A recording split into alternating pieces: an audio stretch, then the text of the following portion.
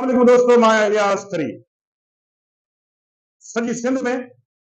जिन जिन नौजवाननि 2024 में पुलिस डिपार्टमेंट में कांस्टेबल जे लाइ मुख़्तलिफ़ पोस्टनि जे लाइ इंटरव्यू ॾिना हुआ ऐं टेस्ट पास कई, उन्हनि मां केतिरनि ई नौजवाननि खे अॼु ॾींहुं ताईं ऑफर ऑर्डर न आहिनि मिली सघिया। अहिड़ो ई मसइलो उमरकोट ज़िले जे अंदरि मौजूदु आहे, जिते नौजवाननि 2024 में टेस्ट पास कई आहे ऐं हू दर दर जा धिका खाइण ते मजबूर आहिनि, पर खेनि अञा ताईं नौकरीअ जा ऑफर ऑर्डर न आहिनि मिली सघिया। कैलाश, महबूब अली ऐं ॿियनि नौजवाननि जी अॻुवाणी में केतिरनि ई नौजवाननि जिन 2024 में टेस्ट पास कई पुलिस डिपार्टमेंट में, पर उन्हनि खे ऑफर ऑर्डर न मिलिया आहिनि। उन्हनि प्रेस उमरकोट जा एहतजाजी मुज़ाहिरो कयो आहे ऐं हीउ जेको वीडियो तव्हां ॾिसो पिया, हिन वीडियो में उहे एहतजाज कंदे नज़र अची रहिया आहिनि ऐं उन्हनि जे हथनि में सिंध जे वॾे वज़ीर सैयद मुराद अली शाह, IG सिंध गुलाम नबी मेमण ऐं सिंध जे घरू वज़ीर ज़ियाउल हसन लंजार जा पोस्टर उन्हनि जे हथनि में खयल आहिनि ऐं उहे बार बार इहो मुतालबो कंदे नज़र अची रहिया आहिनि त खेनि फौरी तौर ते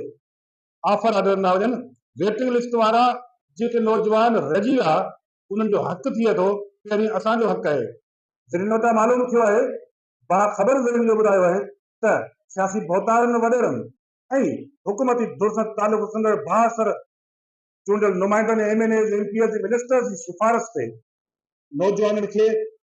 जेके अहल नौजवान आहिनि, जेके टेस्ट में पास थिया हुआ, जेके वेटिंग लिस्ट में बि अहल आहिनि, डिज़र्विंग आहिनि, उहे हक़ रखनि था, उन्हनि खे नज़रअंदाज करे पंहिंजे मनपसंद माण्हुनि जे नालनि खे एडजस्ट करे उन्हनि खे ऑर्डर ॾिना पिया वञनि। अहिड़ो ई कुझु उमरकोट ज़िले में थियण शिकायतूं हिननि नौजवाननि कयूं आहिनि, जेके हीउ तव्हांजे साम्हूं एहतजाज करे रहिया आहिनि। एहतजाज कंदड़ नौजवाननि सिंध जे वॾे वज़ीर, सिंध जे चीफ सेक्रेटरी, सिंध जे IG सिंध समेत उमरकोट ज़िले मां चूंडियल मक़ामी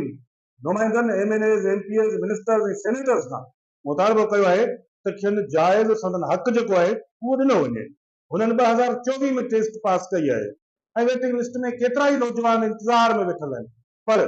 खेनि अञा ताईं ऑर्डर नाहे मिलियो ऐं हूअ फाका कशी जो शिकार आहिनि। घरनि में संदन फाका कशी आहे, घर जा भाती परेशान आहिनि, बेरोज़गारी, बुख जी बदहाली जे करे हिते टेस्ट पास कंदड़ सॼे नौजवाननि जे घरनि में फाका कशी आहे। अहिड़ो कुझु इज़हार हिननि नौजवाननि प्रेस उमरकोट जे आॾो कयो आहे। हिननि मुतालबो कयो आहे त फौरी तौर ते इन हवाले सां मेरिट ते अमल कयो वञे। नाज़रीन, तव्हांखे ॿुधाईंदा हलूं त सॼी सिंध जे अंदरि इहा रड़ आहे ऐं 2024 जी टेस्ट पास कंदड़ केतिरा ई नौजवान आहिनि, जेके अॼु ॾींहुं ताईं इहो एहतजाज करे रहिया आहिनि, खेनि ऑफर ऑर्डर न आहे मिलियो, जॾहिं उहे वेटिंग लिस्ट में अपर टॉप में अचनि था ऐं उन्हनि जो हक़ थिए थो ऐं संदन ज़िलनि में केतिरियूं ई ख़ाली पोस्टूं पियूं आहिनि, वेकेंट पोस्टूं पियूं आहिनि, पर भौतारनि, वॾेरनि, सरदारनि, अमीरनि, पीरनि ऐं ॿियनि MPs MNAs मिनिस्टर्स सेनेटर्स ऐं हुकूमती तौर सां तालुक़ रखंदड़ बाअसर धुरियुनि तोड़े मुबैना रिश्वत जे आधार ते उहे नौजवान जेके इंटरव्यू वेठा हुआ, जेके वास्तेदार बि आहिनि, उन्हनि खां मुबैना तौर ते ॻरी रिश्वत एवज़ सॼी सिंध जे अंदरि इहो रड़ आहे, आज़ार आहे त उन्हनि खे ऑर्डर न पिया वञनि, पर अहल, ग़रीब, बेपोच, ग़रीब मिसकीन ऐं बेसहारा उहे नौजवान जिन्हनि जी का बि सियासी सिफारिश न आहे, उन्हनि खे नज़रअंदाज कयो पियो वञे। ऐं अहिड़ो ई कुझु सॼी सिंध सां गॾु उमरकोट ज़िले में थी रहियो आहे। उमरकोट ज़िले जे अहल नौजवाननि मुतालबो कयो आहे 2024 में उन्हनि टेस्ट पास कई आहे, खेनि फौरी तौर ते नौकरी जो ऑर्डर ॾेई खेनि फाका कशी खां बचायो वञे।